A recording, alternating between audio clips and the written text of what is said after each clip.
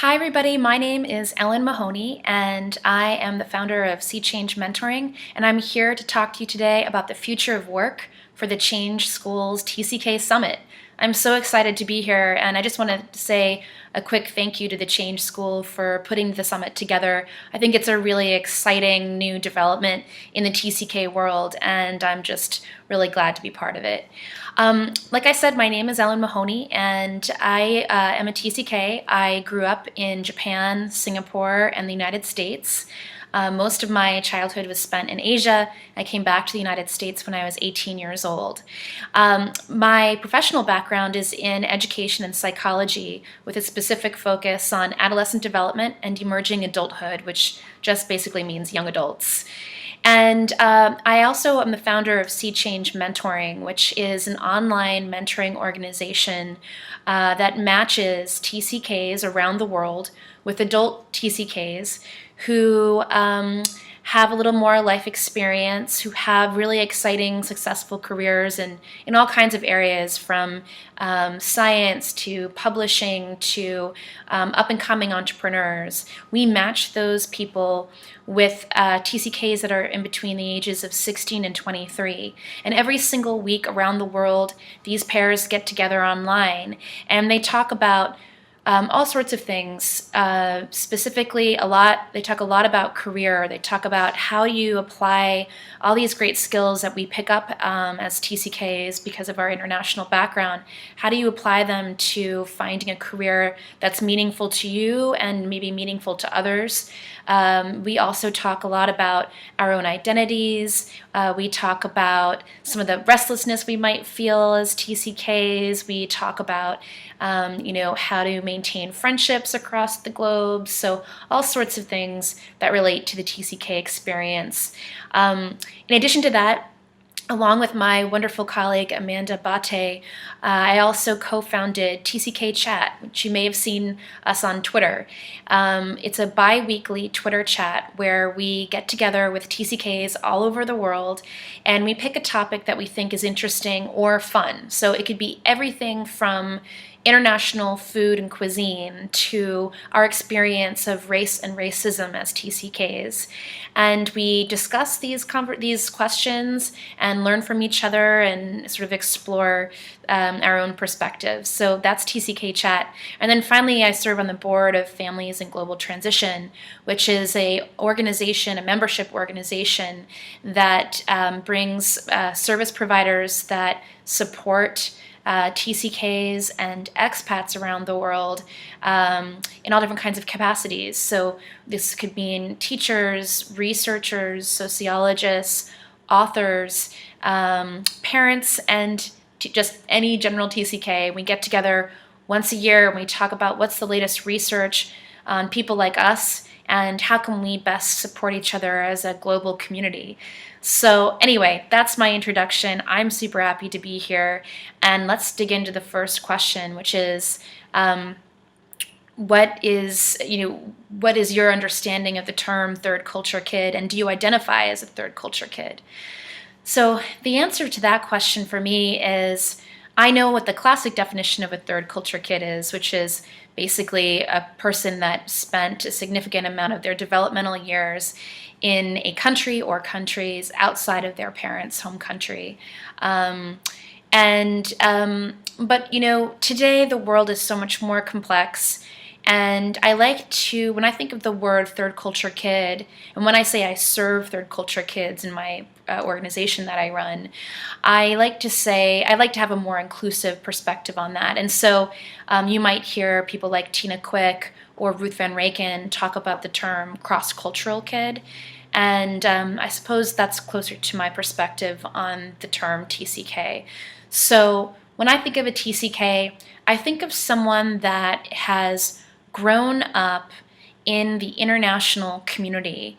And so that could mean your classic definition of a third culture kid, somebody like me who lived for about 10 years in Asia, during my childhood, even though I carry an American passport and my parents are American.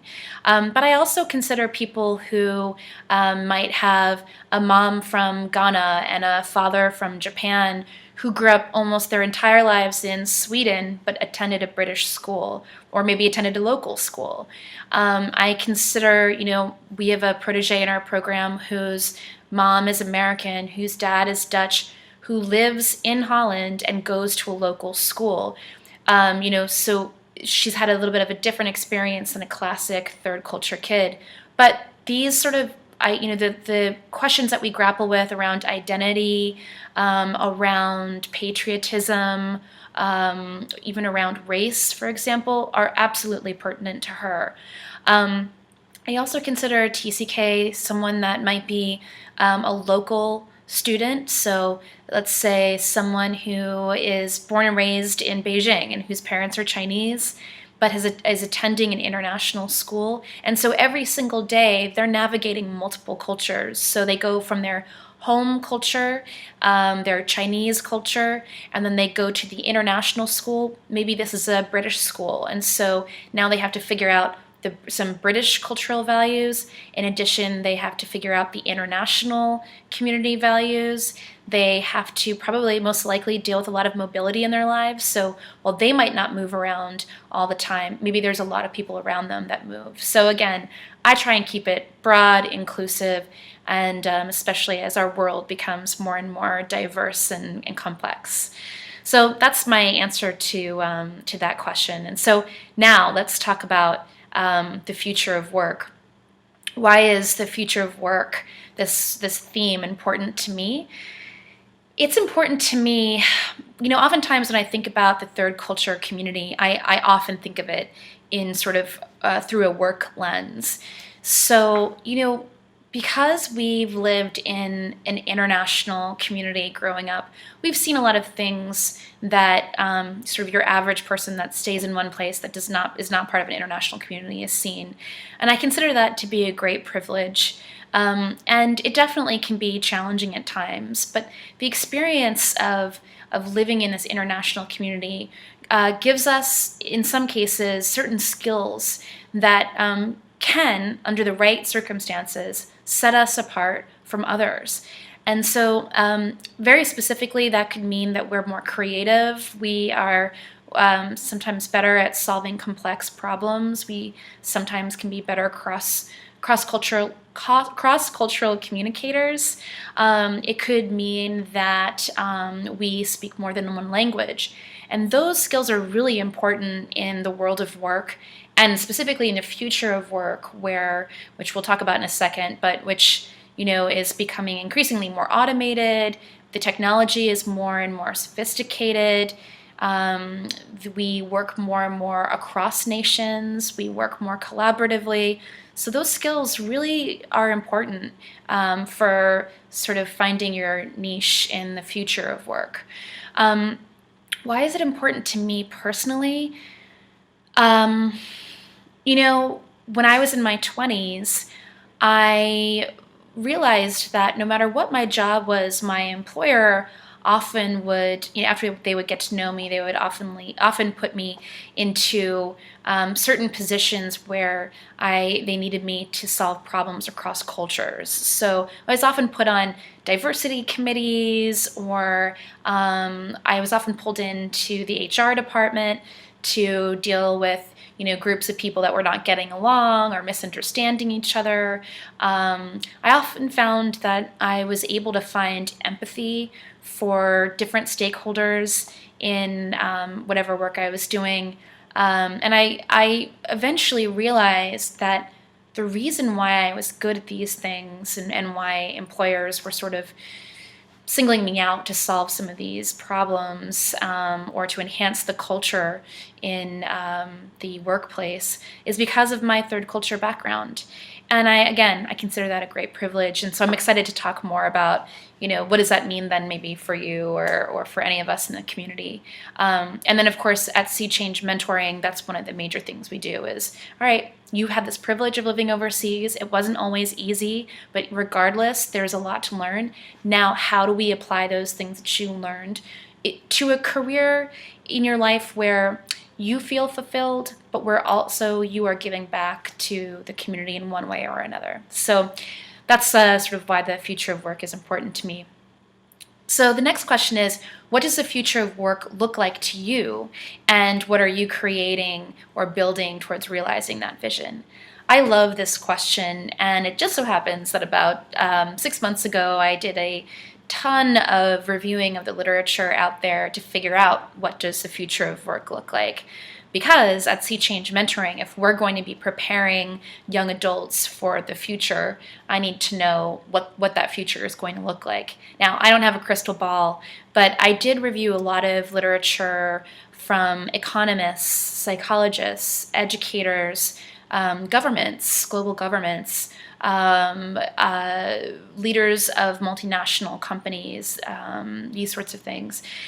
And what everyone can, there's definitely some people have, varying opinions about what they think the future of work is going to look like. But there are a few things that most people can agree on.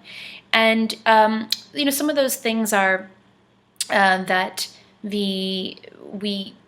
there's more automation. There's going to be more automation, more and more automation in our world. And so a lot of the jobs that exist right now won't exist anymore and won't need to exist anymore.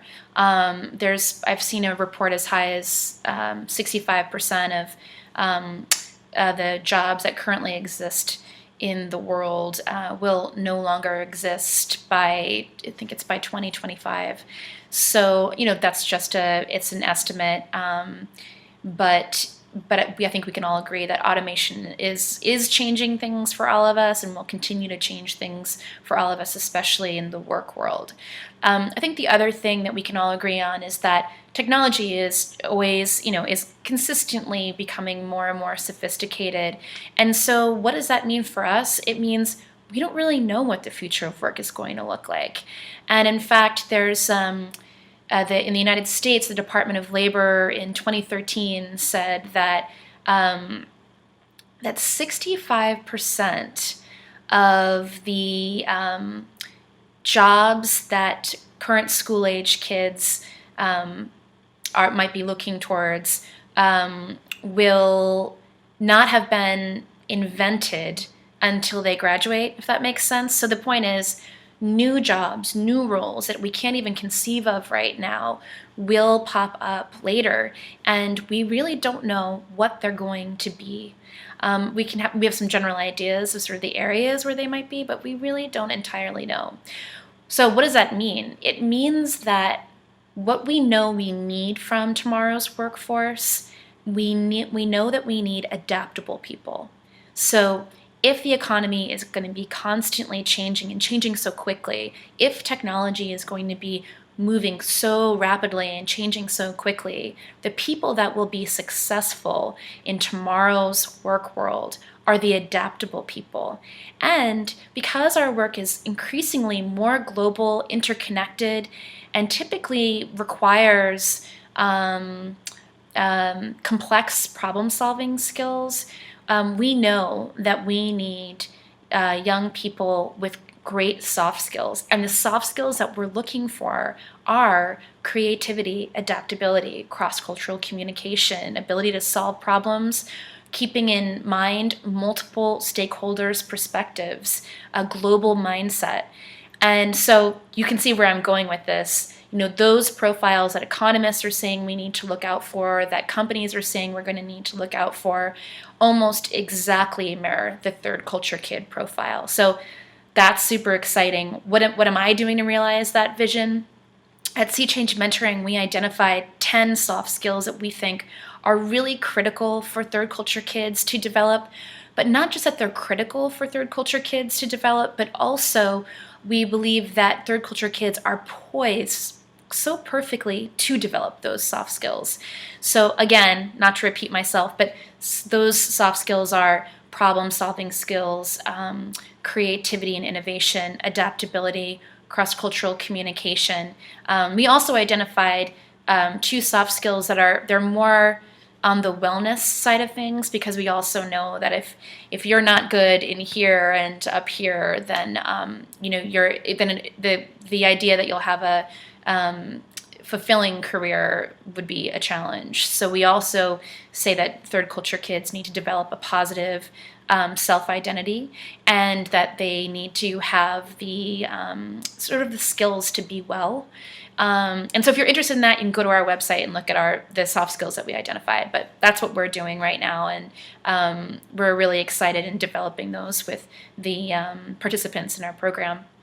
So in what ways can cultivating a third culture kid or global citizen mindset enable individuals or organizations to embrace the values revolution to shape the future of work?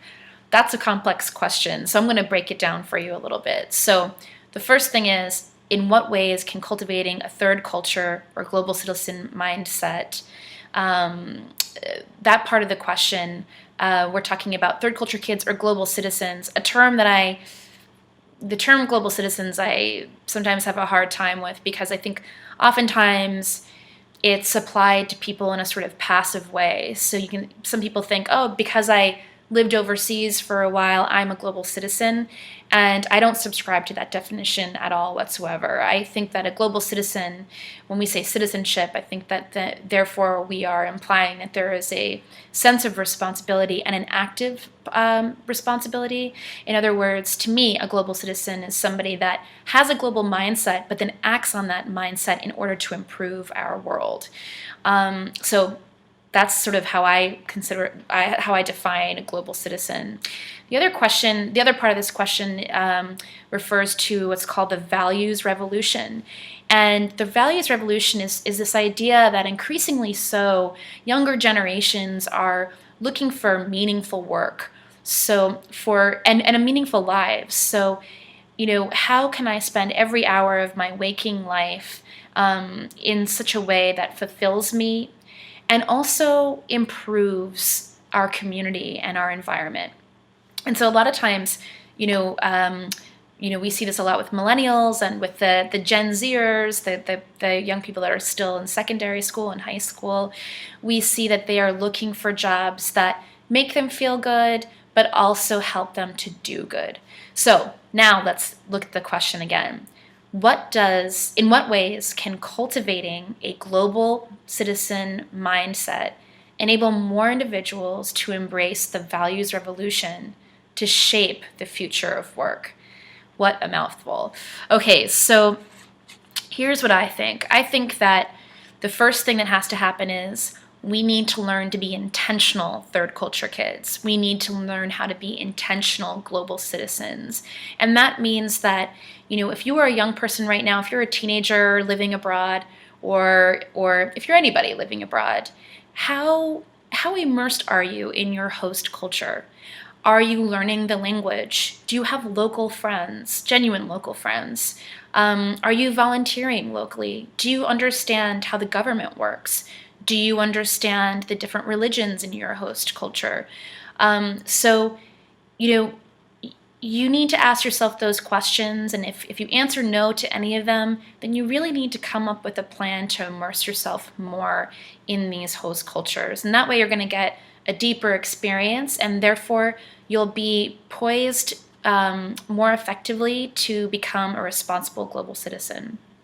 I think also the other thing is, in order to become a good global citizen and a good third culture kid, a more intentional third culture kid, I think we all need to start answering questions and doing some real reflection on the racism in our community, on the nationism in our community, on the classism in our community, on the class divide in our community. And when we start really reflecting on our own experiences with these issues, our own privileges and our own obstacles, what we are witnessing in the third culture kid community, then I think we can become much better intentional third culture kids, and then we will become more poised to embrace the values revolution and help that shape our future of work. I think that answers more or less that question. So I'm going to move on to the next one. So how can TCKs better communicate or offer their experiences and talents to find work that is aligned with their values? I think that's a really good question, and I think it's something, I hear a lot of millennials trying, grappling with and trying to figure out, and it's certainly a conversation that we have every single week at Sea Change Mentoring. So, and at TCK Chat on Twitter, which you should check out. I think the way that you can do this, the way that you can better communicate your experiences and talents to find work that's aligned with your values, is to make sure that you're putting your the skills that you're picking up as a third culture kid into practice. So like I said before, find opportunities to volunteer, whether you're still living an international life or whether you're whether you're in a sort of monocultural experience right now. But find ways to put those experiences into practice, and volunteering is an excellent way to do that. It doesn't have to be literal, so it doesn't have to necessarily be with the international community, or if you're overseas with your host culture's community, although that would be a great start. But it should be, finding ways to bridge differences between groups, to support people who maybe have some language barriers, who might have some cultural barriers in their lives that are preventing them from, living a healthy life, from supporting themselves, from advocating for themselves. So find opportunities to do that. I would also find opportunities to collaborate across the oceans with people. So even if it's just a fun project, let's say that your best friend lives in Hong Kong and you live in Nigeria and you know each other from when you lived in France. Great. Talk with your best friend. Come up with a project that the two of you can work on together online, using Skype, using your email and chat and those sorts of things. Maybe it's an art project or a video project or a research project or a book club, but something like that. Those experiences, those across the ocean collaborations, those volunteer opportunities will give you specific examples that you can point to when you're talking to your future employer or even a professor at university. So you can say, I am a innovative person. I'm innovative because of my international background. Let me give you an example. I collaborated on a project with a colleague of mine across the oceans, and we created this really interesting, art project or video project. Or I volunteered at the local school when I was a TCK in Australia, and I was able to apply my adaptability skills and my cross-cultural communication skills in such a way, and I was able to solve this sort of a problem, or I was able to create this sort of thing. So that you can give employers really specific examples. And then you need to turn it around to them and say, and here's why that's important to you.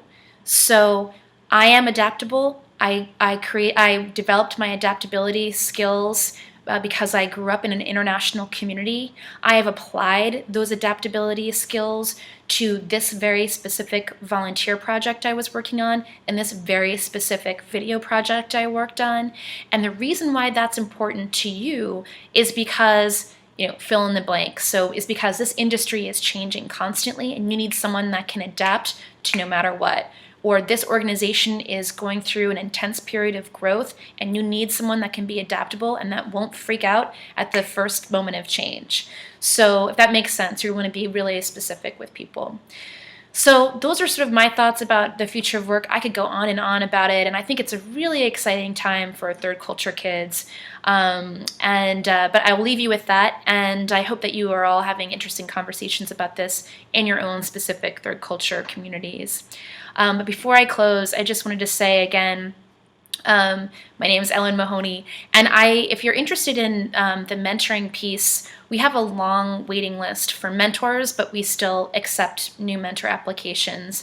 You never know what our proteges might want in a mentor, and so you might just have just the thing. But if you are interested in having a mentor, definitely go to our website, seachangementoring.com, SEACHANGE tckmentoring.com. And fill out an application, and you want to do it this summer because we are going to start the new program year in September. But if you're looking for someone to talk to about your career, about what to study at university, how to find a job that is fulfilling for you, if you're feeling, if you're going through reverse culture shock, or you're having a hard time with some of your relationships because of your international background, these are all sorts of reasons that you can come to us. It's tons of fun, and our mentors are truly, truly amazing people, and we're really fortunate to have them. If that's not for you, though, check us out on Twitter at TCKChat. Use the hashtag TCKChat, and you can follow me at CChangeMentor on Twitter, and you can find more information on our website, cchangementoring.com, about that. So move forward, embrace your international identity, and be intentional about the good that you can put out into the world. Thank you so much, and thank you so much to the Change School. Okay, take care, everybody. Bye.